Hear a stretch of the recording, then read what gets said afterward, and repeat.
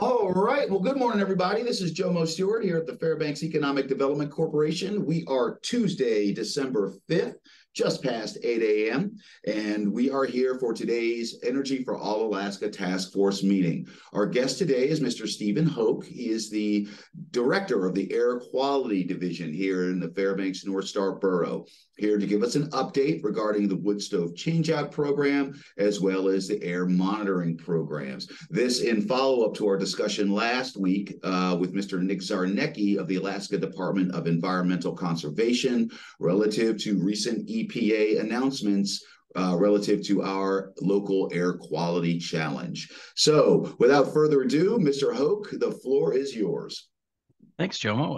Not to be ungrateful of the promotion that Jomo just tried to give me, but I am the manager of the Fairbanks North Star Borough Air Quality Division. We don't have a director. We're underneath transportation, so we report to the transportation director. So I just want to give a quick update here on the wood stove changeout program and the air monitoring program that we run here. Just kind of give you guys a nice overview. Any questions, feel free to flag Jomo, and he'll yell at me and tell me to stop. I always like to start my presentations so we all know what area we're talking about. I know we've seen it a lot. This is the non-attainment area, the dotted black line with all the beautiful colors inside of it. That is the area we're dealing with. That is the area that's eligible for this funding for the changeout program. So we got a couple different grants here. This is just to kind of show you the different options that each grant does, just to let you. So I like to show this slide mostly so people understand that, even though that we present the Change Out program as one program, it's actually 5 different programs with varying eligibilities depending on which grant we are using. So behind the scenes, my staff is kind of shuffling things, figuring out what applies where, what money needs to be spent first, and kind of just where things can go. As you can see, there's some overlap between, say, the 2017, 18, and 19 grants. Those are the grants that allow for change outs of wood stoves to other things such as oil, gas, or emergency power backup. The 2019's really specific. It allows for changes from wood to wood, which is it's the last grant that allows that at the moment. It also recently, we just got approval from the EPA to add a combo wood, oil to gas. So you could use, if you had a wood stove and an oil device, then you could go through that grant program, but you can't just take an oil device and switch it to gas. Unlike our 2021 and 22 grant or 23 grant that we're going to get, where it's an anything to gas. So you can use oil, you can use wood, you can use a combination of the two and go forward with that. But from a customer perspective, again, you all, as you said, that's backdoor stuff. You all will help the consumer work through that to get the best EPA, the best air quality bang for the buck. Exactly. Depending on what the applicant really wants out of the program, what we can accommodate and how we can kind of just direct them. This is just back end stuff, so you can kind of understand that every pot of money has its limits, and you'll kind of see that a little further when we get to the funding slide. Here's the options. Can I ask, what about heat pumps? Is that a possibility? Yeah, so we get a lot of questions about heat pumps. So heat pumps are definitely a possibility. We lump them in with electric because they're electric run. So if you wanted an electric option such as a heat pump, that is completely good. We're good with that. We have several people who've done it up in the hills. It's less common down in the flats just because the heat exchange between the two is less efficient in the severe cold. And actually, I will take one moment. Thank you, Dr. Davies, for getting the ball rolling. Just a reminder, again, these presentations are always for our mutual benefit and for your information. So if you have any questions, if you have any comments, Manager Hoke is well prepped. He's been with us before. So again, if you have any questions, comments, you can throw your hand up. I'm monitoring the participants. You can put something in the chat. I am checking those, or you can simply take yourself off mute and fire away. All right. Thanks a million, Steve. Thanks, John. Yeah, no problem. Good question. So basically, this is just your reimbursement options. So on the far left, it's talking about going from anything that's wood, pellet, or coal appliances that aren't hydronic heaters. As you can see, we can go natural gas, propane, heating oil, emergency power backup system, electricity. I'm not going to list them all off, but I mean the ranges vary between $2,000 and $10,000 as far as what that reimbursement option is, and or the borough's portion of whatever you choose to do. Recently, we petitioned the EPA and got approval to increase our removal only to match our gas incentive. So basically what that means is that if you were going to take a wood stove and go to gas, we would normally give you $10,000. So we now have it so that if you just want to remove your wood stove, you can get $10,000. Some important notes about that is if you have two wood stoves, that is $20,000. So it's just something to consider. Every wood stove you turn in is $10,000. There is deed restriction associated with that, as there is with everything on this list except for the bounty program, which only offers $500, but no deed restriction. All devices have to be installed and being used. They cannot be just those old stoves out in your yard that you're using for planters. So that's a good thing to note. And the center options there are specific to hydronic heaters. As you can see, the values range between 10 and 14,000. The important thing to note here, much like the wood stoves, is that the removal of a hydronic heater now matches the gas incentive for a hydronic heater. So gas incentive for a hydronic heater was 14,000. Now the removal only is 14,000. Again, these all require the deed restrictions on the property. And the last option over there is the far right. That's the oil to gas options. A replacement is $7,500 to go oil to gas, and then a conversion is $2,500. So the $2,500 conversion is just replacing the burner unit and not the whole device. That was going to be my question. Is particularly, conversion implies going to gas. So it's a little confusing. Okay, but that's good. That's substantial. So talking about the different pots of funding, kind of where we are. So over the past 10 years, so since, well, I guess 13, almost 14 years now. So we are at about $34.6 million in funding that we've had through the program. Of that 34.6 million, we have expended 17.1 million. This is as of the end of the third quarter. We're actually about a million ahead of this now with the fourth quarter. As soon as I think when we wrap up, we'll be maybe a little over a million, right around there. More so around 18 million that we've expended. That includes the almost 3.2 million of local funds. There was like $300,000 SEP in there, 5.4 million of state funding, and $9.3 million of federal funding. And that means the remaining amount we have is about 17.7 or 16. We also have a 3.0. I'm bad with numbers now. So $4 million, I think roughly $4 million coming in on this next tag grant, which will hopefully be processed through the state. That grant money will be eligible for oil or anything to gas, kind of like the last two tags. So.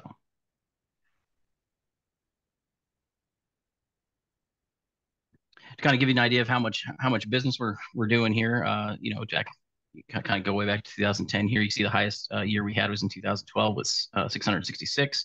Those higher years were back when we were doing a lot of wood to wood. There was a lot of wood to wood change outs in there, trying to get those old devices out and newer catalytic devices in.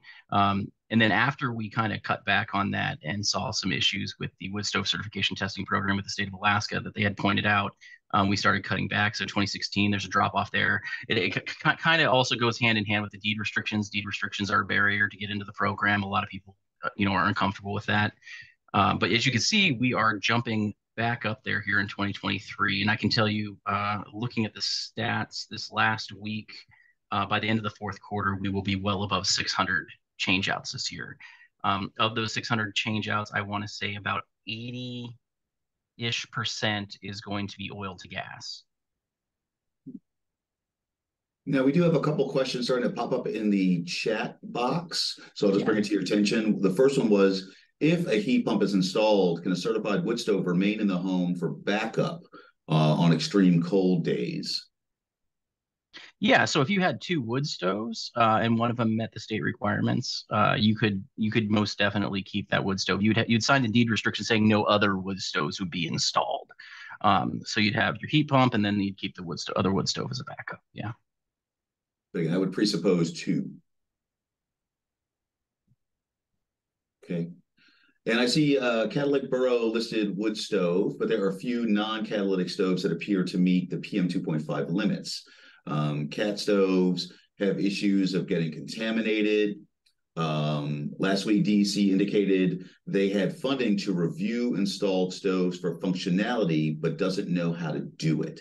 Does the FNSB have any plan to review the functionality of many stoves that we have funded replacements for? How much education is given to recipients? Good question. If you care to embargo that for later, we can. Yeah. Let's remind me of that one. Bring that one back up if you could, Jomo.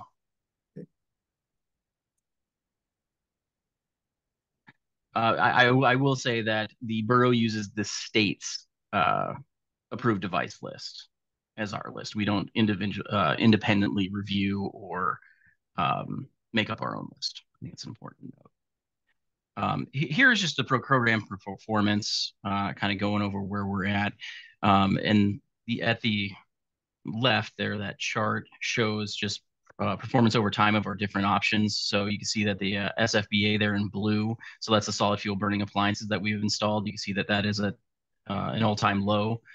You can just see it come down there after 2015, 2016, you see that giant dip. And then in 2017, you see our conversion, which includes everything from oil, gas, electric, everything that's not a solid fuel burning device, has just skyrocketed.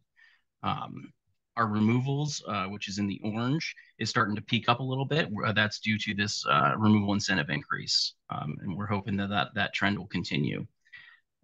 We've done a lot in the, almost 14 years we've been running here. And there's been a lot of progress, both in the Fairbanks and North Pole area that is attributed to the change out program. The DEC will attest that the change out program is the largest contributor to reductions in the area as far as PM 2.5 emissions.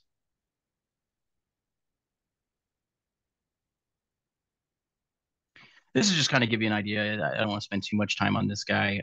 It's kind of the same thing. It just shows you the actual change outs versus the yellow, which is the corrected change outs or the projected change outs that we said we were going to do. We have been significantly below for years because the actual change outs is there in gray. You can see in quarter 4 2022, we kind of hit our mark, went a little bit above, and then we're kind of just down there in the lurches. There's been a lot of debate on projections and how they work and how we just determine how it's going to work. It's difficult with funding that rolls in and rolls out, and then also just the flavor and the mood of the community at the time. So it's very interesting. We also track the amount of applications received, and it's kind of an ebb and flow through the winter and summer. But we've stayed busy. This year has been just a rock star year as far as performance of my staff. We, last year we added 2 new staff to our team, and we have just been killing it. We're doubling what we did last year as far as throughput. So as far as moving forward, we plan on getting more funding. This is just kind of where we think we'll be as far as our change outs per year. We're guessing we're going to go up from here as far as getting more change outs. Like I said, this is kind of projecting out into 2024, showing about 450, which is super conservative considering this year we're breaking 600. I have no doubts we will break 600 this year. We are keeping our gas utility pretty busy. So aside from that, this is kind of just the variability of applications, kind of show you what our thoughts are on applications. And this really depends on when we get our advertising out. So we did just get a new advertiser hired this fall. We're moving forward with that. COVID has kind of taken them out of the loop for a little while. They had their office just got completely wiped this past month. So we're still waiting on that. And then we'll start our advertising campaign this year, which leads me into this nice slide here that we got put together. So there's a lot of things going on, both on the state side, mostly on the state side, and then we're just kind of reacting to it and kind of rolling with the punches and seeing what we can do to assist. So we got all our tag grants coming in. We're gonna have a total of 5 with this the latest one, and then we got the EPA's final disapproval of the serious SIP that the state is dealing with, all of the updates, edits, new regulations that they're going to be putting out. All these decisions that need to be made. There's regulations on the books that I think everybody needs to be aware of. So the state has a regulation on there that requires any non-EPA certified device or EPA certified device that is older than 25 years old and greater than 2.0 grams per hour of emissions to be removed by December 31st, 2024. Now, this is especially important for our program because we cannot change out a device that is in violation of a state regulation. So if it was supposed to be removed underneath a state regulation at a different time, then we cannot fund a replacement. So that means those devices that meet that criteria would have to come in and be applied for the program before December 31st, 2024. And that I have a sneaking suspicion that's going to be a large number of devices. After that point, any device, again, would not be eligible for the program without some kind of dispensation from the state. That's a major rub. Yeah, I mean, it's a big deal. That's going to be one of the heavy focuses of our advertising for 2024. We're going to advertise our increase to our replacement or removal incentives. And then we're also going to advertise that 2024 date that the state's putting out there. That way people hopefully won't come in on December 30th and be dropping off applications. It'll be easier on our staff. We can spread that out a bit. And then that way also we don't have to be the bad guys and tell people they're not eligible. It's sometimes a hard deal when people realize, they have to remove their device. And by the way, you're not getting compensated for it because you missed the window. You missed your window. Yeah. So I think. So you mentioned advertising. And some correlation between your level of advertising relative to these programs and the public response. Again, that's a problem. Well, there's a big incentive to go ahead and change out your dirty wood stove in 2024, but don't. But yeah, because if you miss that window, again, as you noted, you'll be getting the cost of removal without any of the benefits of support. Absolutely. And, I say again, I mean, we've had people taking advantage of some new removal incentive. I mean, you have landlords that have rentals that have wood stoves, and they've brought in 3, 4, 5 wood stoves. And I mean, we can all do the math. I mean, 10K times 5. I mean, it's a significant amount of money. It has helped with other projects they have. I'm encouraging people to take advantage of this program while it exists. The approval was there from the EPA. The Assembly approved it. This is on the books. It's something that can be done. I definitely recommend it for anybody who doesn't want to wait on a vendor or installer or doesn't really plan on going a different direction. If it's just secondary heat, it's an excellent option if somebody just wants to take the winter and go to Bermuda. I mean, there's lots of options within there too if you did want to use a vendor. But I think that was a big win as far as the EPA and the incentives that we have. I will say, what's that? If you could please reconfirm what I think you just said. Again, this isn't just a state regulation. It's really a state regulation based on a state-federal agreement regarding removal of these uncertified older devices. So essentially, I guess what I'm driving at is the chances of amending that in the future would not be strong. And you're referring to the 2024 date? Correct. Yeah. So that 2024 date is in the SIP. I mean, that was federally enforced because it's in the SIP, yes. Okay. Well, we do have one question in the chat box, but again, I would open up the floor to other questions. Sounds like we really, really, really, really do need to get the word out. The question we have in the chat box is, in fact, because you are doing all of this work, I'm sure you're mapping it, but is there a split for gas conversions between Fairbanks and North Pole? I guess it's a broader question of response rate. I would say that looking back at the numbers, say, for the old AHFC retrofit program, I probably should have expected it intuitively, but unfortunately, the places that had probably the highest energy utilization were not necessarily the ones that got the most benefit out of that program, because it was your ability to pay up front for work. To put it really bluntly, you had a higher proportional response rate in places like Riverview, where folks had money, than you did in, say, South Cushman, where, again, you've got a lot of older leaky homes that really could use a change out, but people were having challenged means of actually tapping into that program. Are we seeing something similar regarding this program?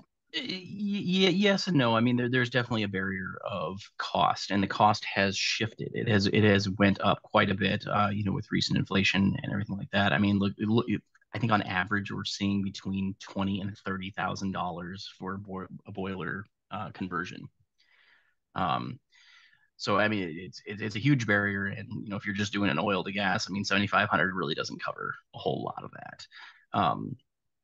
But as far as the split between Fairbanks and North Pole's infrastructure is just not there, right? We have gas pipe up to, if you're going down Hurst Road from North Pole, the whole right side is pretty much covered. The left side is not. And so the side that the monitor's on all over there is not, does not have that gas infrastructure as we need it, which is one thing that we're looking into with this next tag grant. IGU had applied with the state and the borough to get some funding to expand gas. I'm hoping we can focus in that area a bit and expand gas to that side. I don't know the exact split. I want to say as of the last time we looked, I think last year we pulled the numbers just to see what we were looking at. And I think it was like a 75-25. So 75% of the gas that was going in was in Fairbanks, 25 was in North. And again, now those are rough numbers. I can probably pull that if we wanted to. Dr. Davies. And then Lou. No, I'm sorry, I don't have a question. Oh, okay. Lou, follow up? No, I was just going to say, Stephen, don't go digging up the numbers. I was just curious kind of where it generally was. 75-25 is good. I mean, I think in that area in North Pole, we have kind of a chicken and egg problem, right? The IGU says there's no interest. There's no interest because there's no infrastructure. There's no infrastructure because there's no interest. So even if we get money, it doesn't necessarily get built out there. So yeah, we're hoping with the requirements of the TAG grant, we have some strategic meetings with IGU in the state here the next week or so.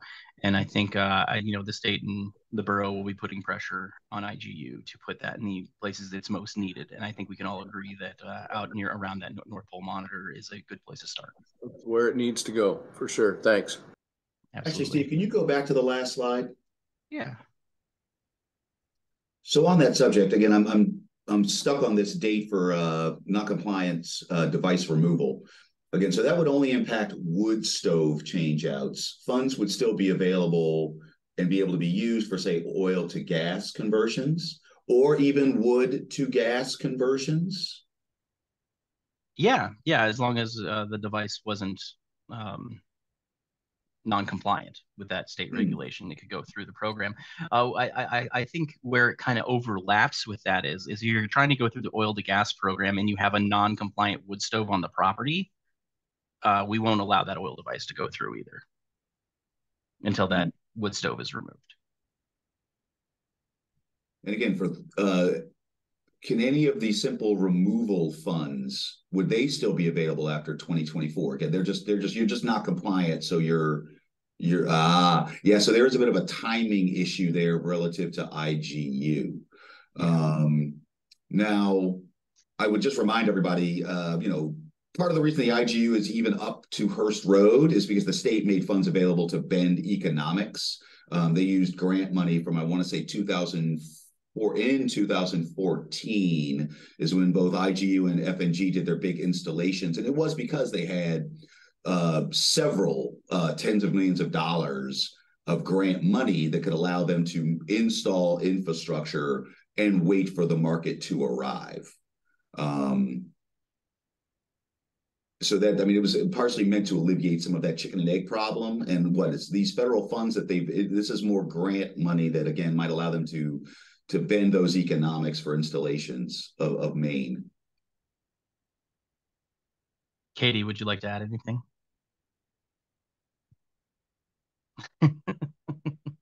That's okay. Oh, you sure, Katie? Because I don't work for IGU.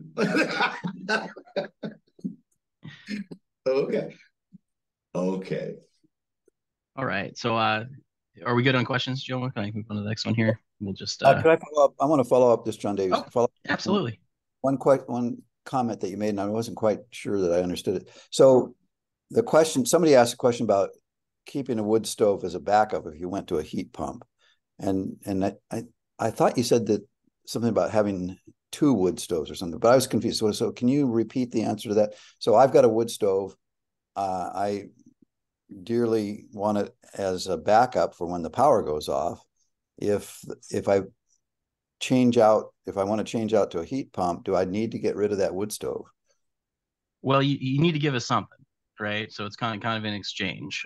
So if you had 2 wood stoves and you gave us one for the heat pump, we'd give you the amount of money equal to whatever that would be. So I think it's $6,000 for an electric option, such as a heat pump. So we give $6,000 for the wood stove. You get a heat pump, and you can keep the second one as long as it meets state regulations as a backup.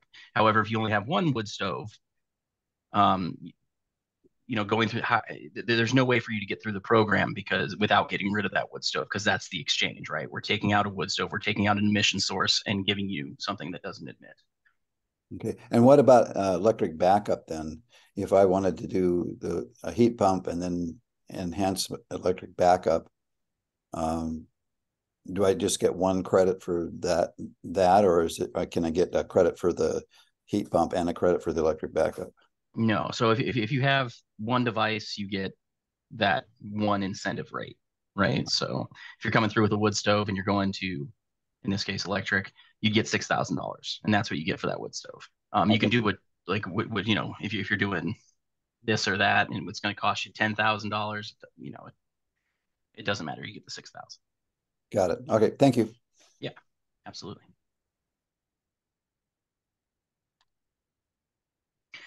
So we do have a monitoring program. It's a community monitoring program. We do not operate the regulatory monitors. That's the state's job since 2016 when we turned it over to the state. I was at the state at that time, so it gets a little confusing.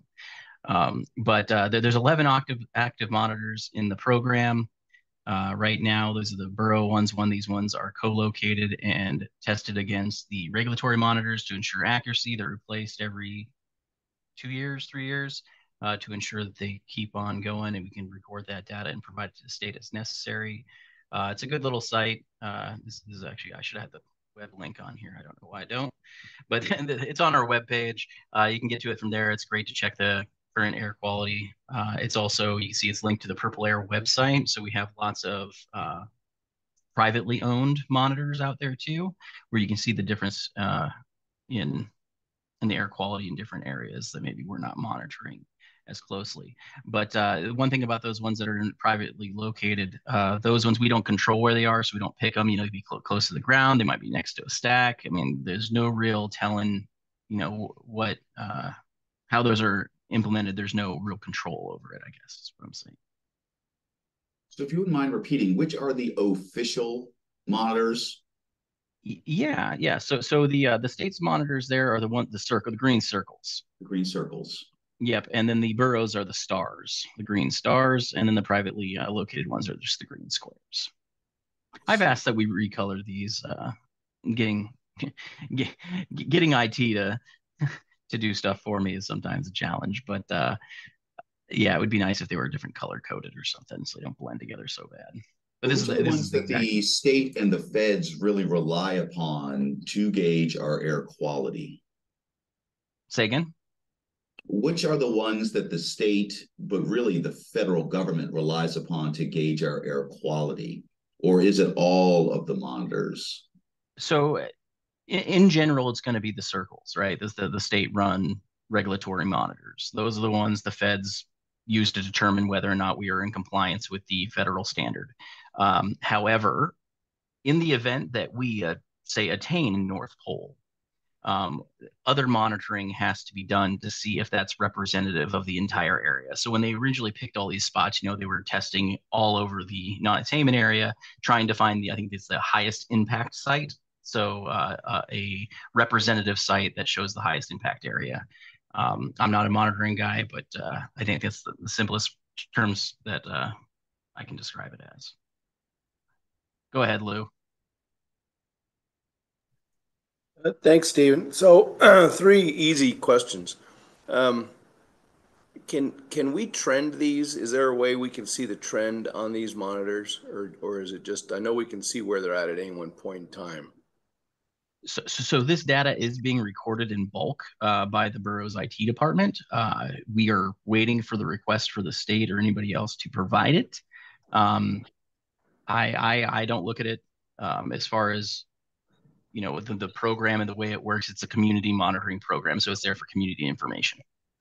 But it's just, there's not, I've looked for, is there a trend line anywhere? I don't see No, it. it's just a snapshot point in time. Yeah.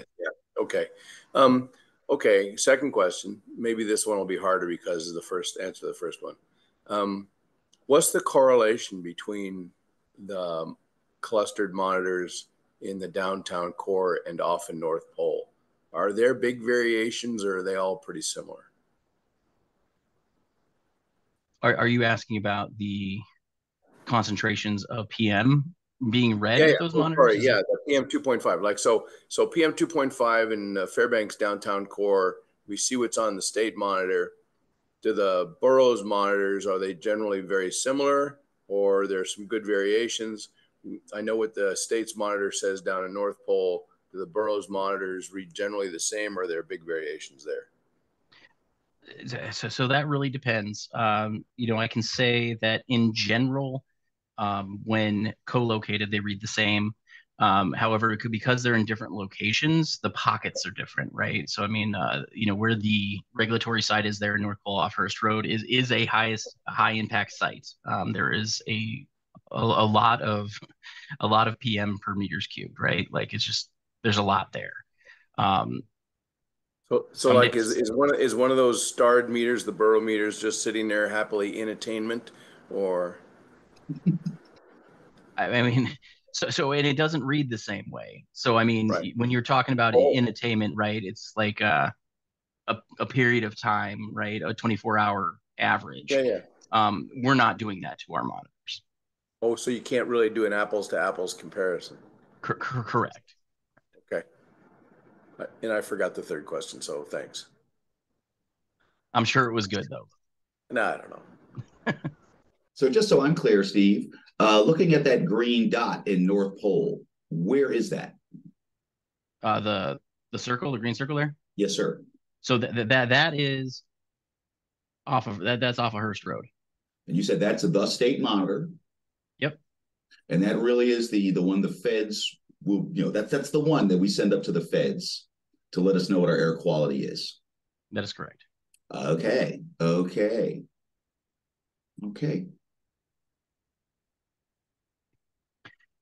So moving on a little bit, just kind of let you know what else we've been doing. So we attended 3 outreach events organized by the Greater Fairbanks Chamber of Commerce out in North Pole, hosted by Mike Prax at several different locations: the North Pole Grange, New Jerusalem Church, and the Summit Church. That was this fall. It was great. Mike did a good job talking about kind of the targets and his aim of his, of the kind of that agenda, and I really liked his "Make the North Pole Monitor Happy." That was kind of his slogan while we were out there. It's a good target to hit. It's the events were lightly attended. I think there was 15 non-affiliated individuals that showed up. There's some good conversation there. Other than that, as I said, we had the 2022 Targeted Airshed Grant was awarded. We're waiting on paperwork to get that started. We're working on getting our advertising up and going, and our monitoring program is on a 1-year contract, so we'll be renewing that here next year. Regarding those events, if you don't mind, sir. Yeah. When you say 15 non-affiliated individuals, was that total or for all of the meetings, or was that that was the highest attended night? Meeting? Yeah, that was the highest attended night. Highest attended night. Okay. Yeah. Okay. So it was a broader reach than just the 15. Yeah, slightly. I think the one at the Grange, I believe, was the one with the most attendance the first night. So, but there was some really good conversation. We had, Dave Black, Total Toyo, showed up, had some good conversation with him. Many several different individuals asking questions about change outs and doing stuff like that. Of course, the borough was mostly just there for any questions that people had and to promote the change out program. So that's what I have. If there's any more questions on this topic, I'd be glad to answer them or go back if somebody had some questions on something else. So there was a question we were going to revisit, Jomo. Do you remember what that was? We got there with the regulatory, I thought. Let me scroll back up. But I do see Mr. Green has taken himself off of mute. If you want to go ahead and proceed, sir. Yeah, I'm curious on the, if I'm not sure if I heard it correctly or not, you were alluding to some consequences for the older wood stoves at the end of December of 24. Could you kind of go over that again? It sounded very onerous for somebody that has a wood stove that is old like that, and they lose, the benefits of this program, it seems like. And then if that is indeed the case, is there a rider that goes with that property upon point of sale where that has to be remediated in order to sell the house? So things like that I'm kind of curious about. Yeah. So that December 31st, 2024 date is in regulation from the state. Basically what it says here, let's see if I can find it so I can get it verbatim. A person who owns a wood stove or pellet stove that does not have a valid certification from the EPA under CFR, all the numbers, and or a non-pellet fueled wood-fired outdoor hydronic heater shall render the device inoperable before December 31st, 2024, or before the device is sold, leased, or conveyed as part of an existing structure, whichever is earlier. I hope that kind of clarifies that for you, Richard. It is onerous for anybody owning a wood stove. I would agree. That's why we're hoping the state takes their own initiative. Obviously, I've talked with Nick extensively about getting the word out. And there's been talk of mailers and different ways to go. But as far as the borough's change out programs concerned, we're planning on advertising this starting here in January, February. Now, could you translate or give us an example? Because you're using the term device, and most of us on this thing we're all pretty familiar with burning wood. But so, what type of stoves are you finding that, besides using your environmental the emissions numbers? In reality, we're talking about the old barrel stoves. We're talking about any of the the old Mama Bear, Papa Bear stoves. Anything without a catalytic converter is basically in this bailiwick and will be addressed accordingly. Is that what I'm understanding? So you cannot have a device can remain and not have a catalytic converter. So it's any non-EPA certified device or an EPA certified device that's 25 years or older with greater than 2.0 grams per hour emissions. Okay. So it's kind of everything outside that box would have to be removed. And I'm kind of been out of the loop for quite a while, being retired. I'm no longer in the active seat of selling these things and whatnot. But it seems to me that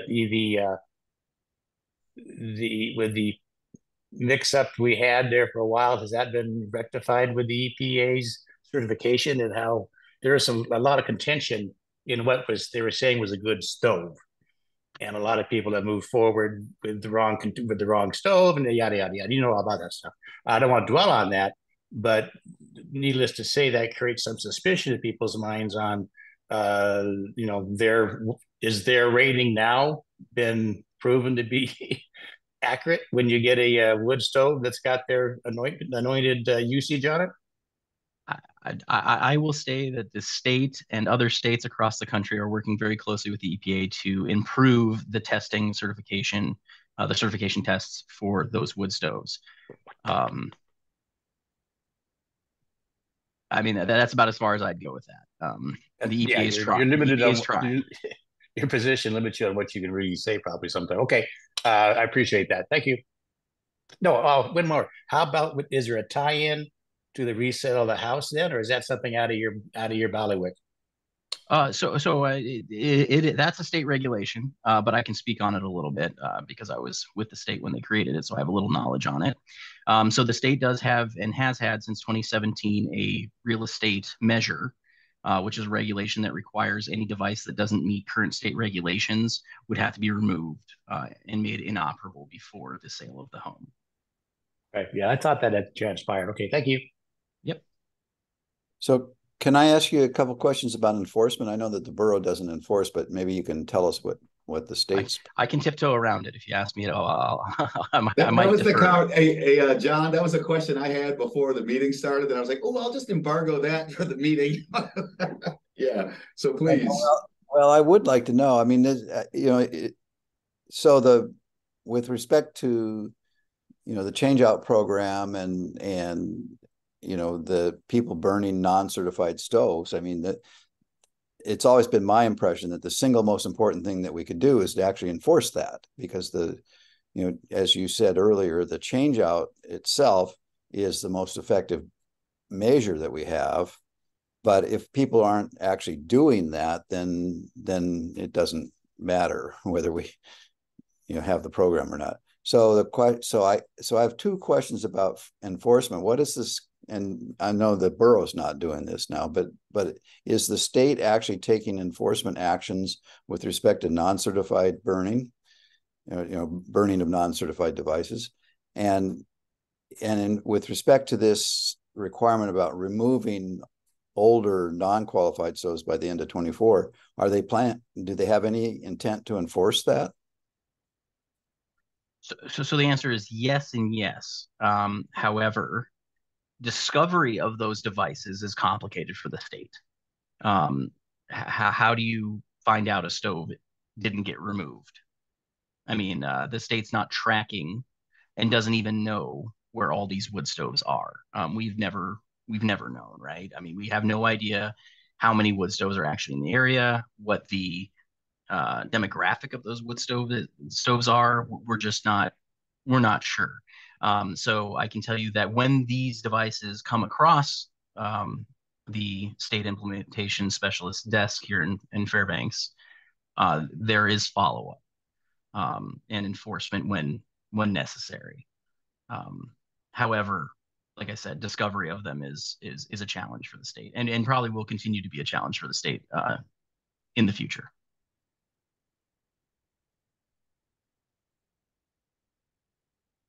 Did that answer your question, Sean? I think I did. Yeah, thank you. Appreciate it.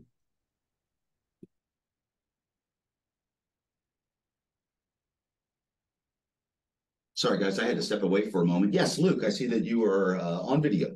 Yeah, and then you get thanks.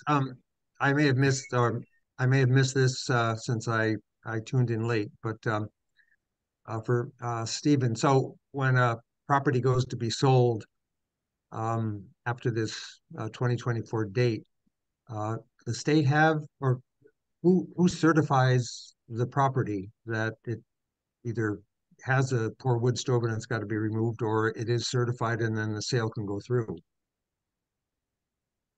That's a good state question. So the state regulation says that the property owner is supposed to do that. The problem is in a real estate transaction, who is actually a property owner when the device has been sold? Is it the seller or the buyer? The state had attempted to gain the cooperation of the real estate agent to provide information such as they would during a lead paint disclosure, or something along those lines, where both the buyer and the seller would sign an agreement saying, yes, I realize there's maybe a device on the property that doesn't meet, or that I need to check, essentially. The state also, during my tenure with the state, we tried to work with home inspectors, appraisers, trying to get them on board so they could flag it. And for a while it was working. There was actually banks that were stopping sale in order to address the issue. I think over the years, people stopped paying attention to it. There was lack of enforcement by the state. And so it kind of fell off the radar. Now there's a kind of a struggle to figure out who in the end is responsible. Well, and that was going to be my question. How has the participation from, say, the realty community been? You just answered it. Okay.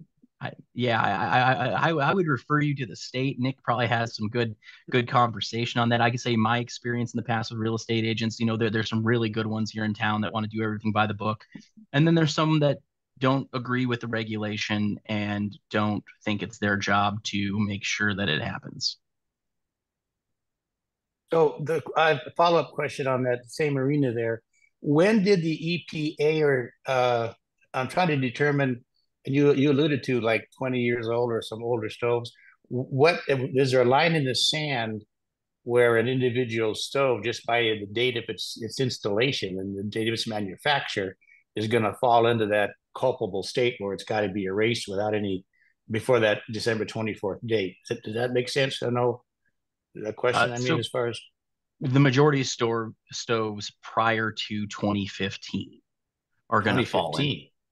Yeah. Holy smokes. I mean, like 2010, 2015. So somewhere in that range before that, because before that, the certification limit was 7.5 grams per hour. So the EPA was allowing stoves to go out and be sold at 7.5 grams per hour.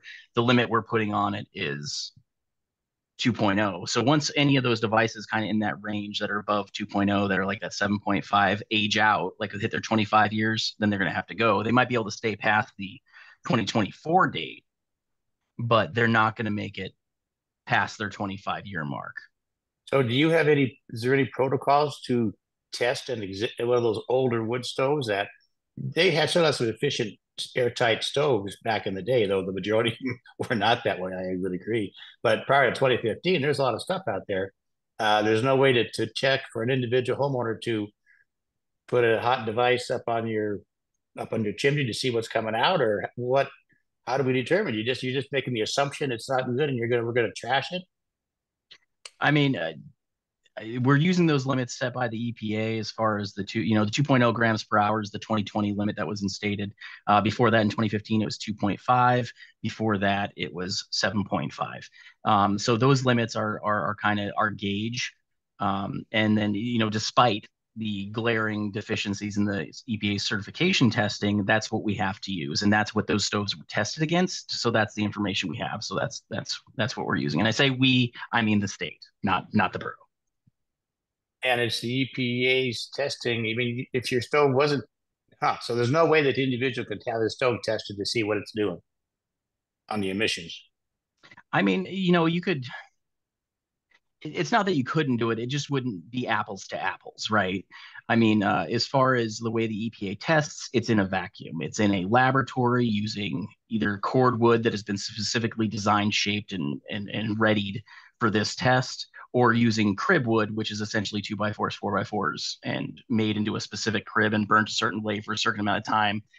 I mean, technically, you could get like a testo device, a stack test, and drill a hole in your stack and stick it in there, and you could get a moment in time of how much emissions is coming out of your device, say during startup or something. You could do that, but again, it wouldn't be apples to apples to emission rates as far as the EPA's.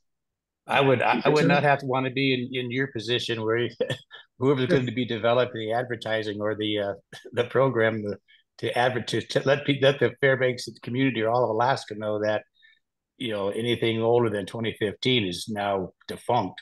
That's going to be a hard sell on somebody's part. Well, it's the 2015 date is just things before that will breach that 2.0 grams per hour, right? Like, because it wasn't the standard at that time.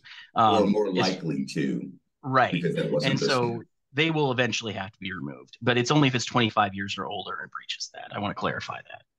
Right. Okay. Well, I'll carry this on later on with you, maybe on the phone or something. Feel free to give me a call, Richard. It just seems. Discuss it. Yeah. Okay. Okay. Well, all right, guys. So we are going to jump around. There's hands up. So it's going to go Gary, and then Miss Nichols, and then John. But if you can hold on just 1 second, Gary, it sounds like, again, eventually you got to break things down to understandable rules of thumb. And so it sounds like, as far as the 2024 deadline, essentially it sounds like if your stove is older than, say, 2015, you're definitely going to want to get in under this window. And that's just something you're going to have to build into your marketing. But again, you're going to have to establish that rule of thumb so it can be easily and effectively communicated so you get the response.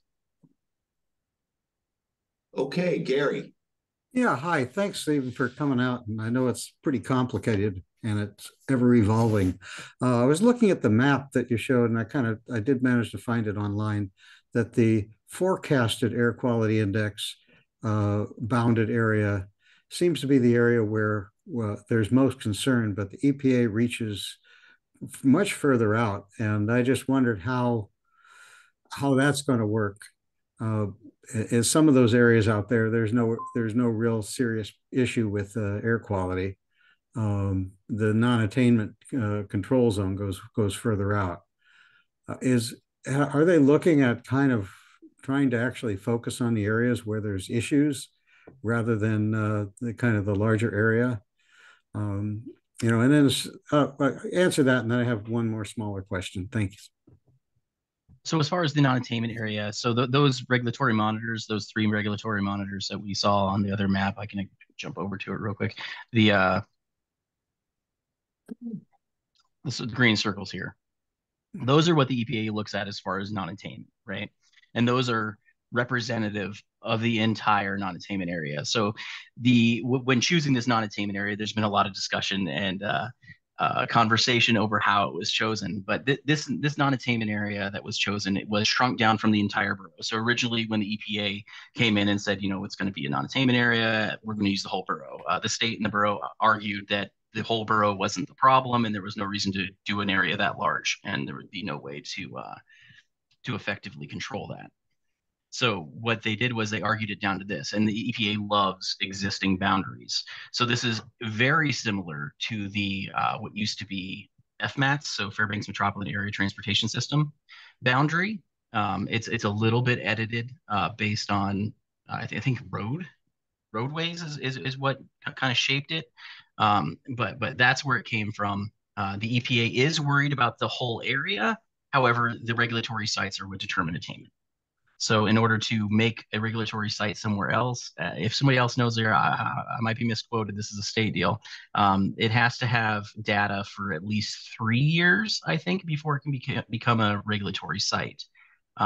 So if, say, came into attainment in all of our regulatory monitors right now, the state would then have to go around and either drive sniffers or place monitors in order to locate or see what the air quality was like or concentrations were like in other areas. And if they had a spike where there was a lot, then they'd have to place a monitor there. It'd have to sit there for 3 years, and then we'd start the process all over again. Yeah, I guess what I was looking at, it seems like it's quite a reach on the northern end of pretty rural areas. The density isn't there, and it just seemed a little bit more of an overreach to me.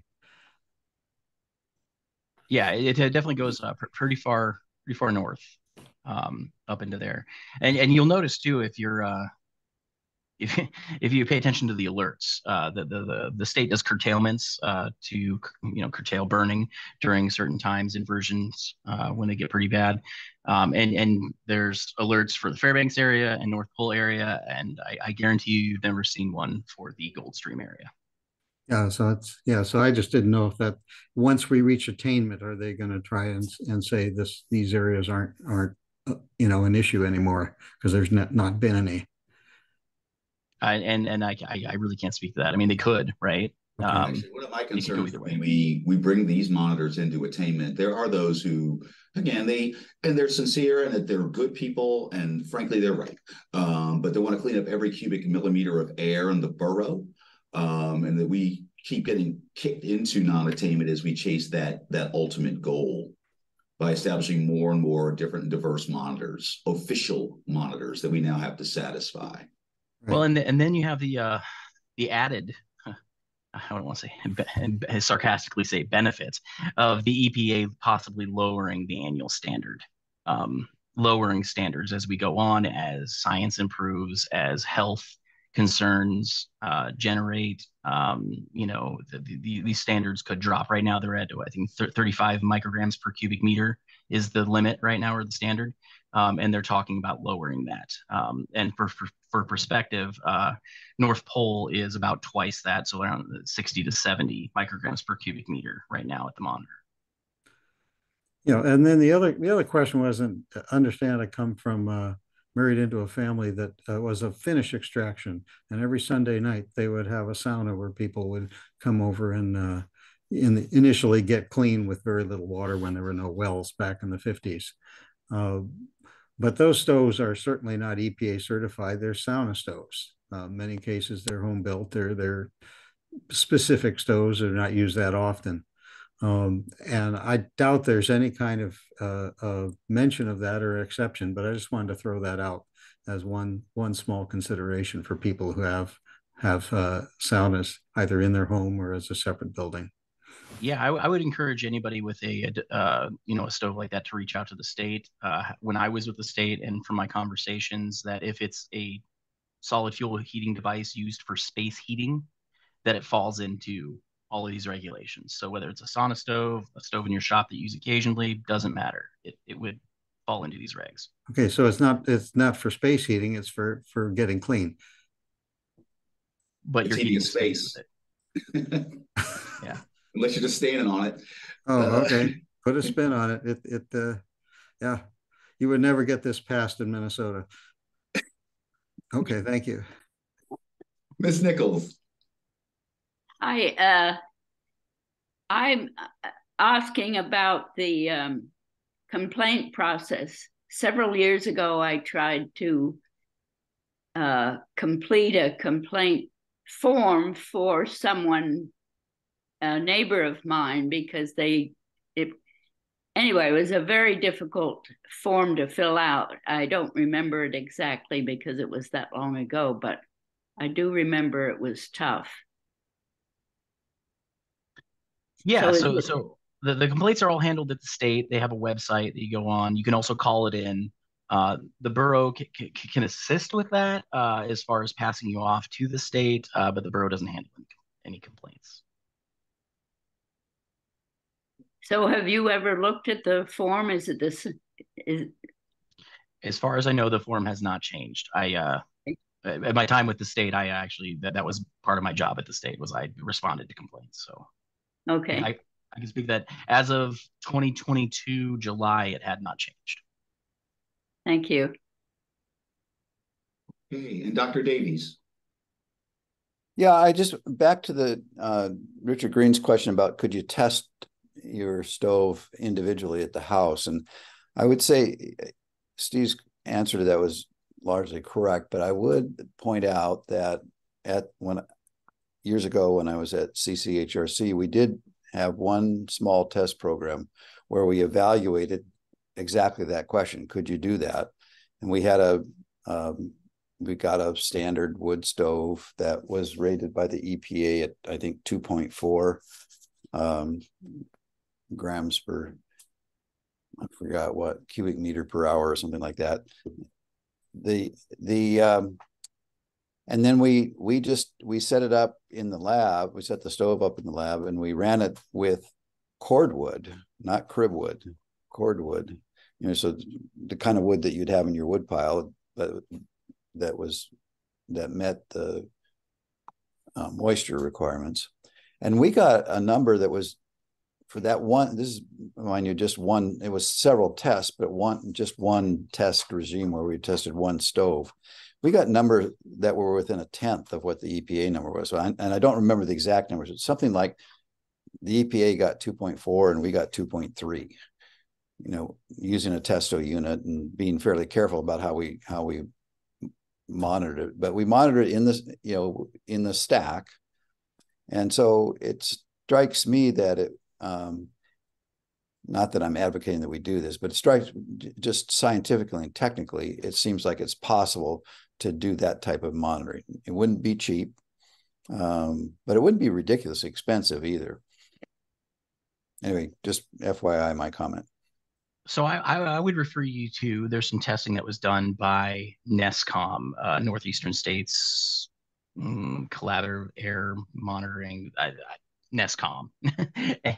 And so they did a bunch of testing on these devices. They did testing using the owner's instructions, testing using the lab instructions, and they compared the two, and they were seeing emission rates, 15, 20 times higher than the tested values. And that was using laboratory techniques just as the laboratory tested for the certification value. So I would really recommend anybody that was interested in that to take a look at that report. Alaska was part of that in some ways and funded some of that testing. And I think that might kind of allude to where we're going with that certification value and the differences between the two. Hey, Steve, may I ask you to go ahead and share your screen just one more time? Oh, yeah, can do. Maybe. In particular, the slide that showed the funds available and what they could be used for. It was just like an Excel. Sorry, I'm having a... No, it's okay. There we go. We're coming to the top of the hour, so I was going to do the punchline moment. Which one was it? Slide 4. There you go. Bingo. So yeah, everybody. Hey, so of course, as you know, I'm going to be sending out the recording of this meeting. And I guess for me, what I get out of what the punchline is for me on this is we have substantial resources available to us as a community and as individual homeowners to make some conversions that can help clean up our air and help us as a community reach attainment. But we also have some deadlines that are pending that really incentivize getting on it. And frankly, we don't want to leave people. We don't want people in a position on January 1st of 2025 where now they have to pay full ride out of pocket to get rid of something for which they could have gotten some support and even possibly given themselves a cleaner fuel option, heating option. So yeah, do spread the word, everybody, if you don't mind. I think we've been doing a pretty good job. If you haven't already, everybody make sure you sign up at DEC to get your air quality alerts. I do get mine. I've been actually following through on them. I got to be the ogre dad last night and tell my kids to know you can't use the pellet stove, put on some socks. But again, everybody's doing their part. So if we keep doing our part, I think we'll get there. But all right, Mr. Hoke, thank you so much. Yeah, thanks for having me. Great questions, great conversation. If you guys have anything else that comes up, questions, comments, have members of the public that want to just discuss something, feel free to give our office a call down here and we will do our best to walk them through it and help out. I will say my only outstanding major question, and this isn't directly for the borough, but I do wonder about our capacity to actually meet a high demand for conversions if it materializes. I know that everyone has limits on their capacity, IGU's capacity to do installations, maybe even the number of gas appliances available to be installed, numbers of stoves. Again, there's capacity limits. And just making sure that if we get the fullest of robust responses, that we could actually meet that demand, or how things get prioritized if we can't. But that's for another day. All right. Well, sir, everyone, as always, thank you so much for joining us. I don't have anything. Oh, wait, I do have something lined up for next week. So just to give everybody a heads up, we do have a presenter lined up for next week. It's going to be Glenn Brady with Pan Alaska. They've been working for some time on development of a facility to build or to manufacture here in our community hyper-insulated structural building panels. And they're going to be our guest to discuss both the process, the facility, the panels they're making, and even a project they're starting to move forward on, assisting a developer in the coming year. And so I wanted to go ahead and put that on everybody's radar screen. But all right, without further ado, hope everybody had a good Thanksgiving. Hope everybody has a good rest of your Tuesday, good rest of your week, and we will see you next week for the Energy for All Alaska Task Force. Again, thanks a million, Steve.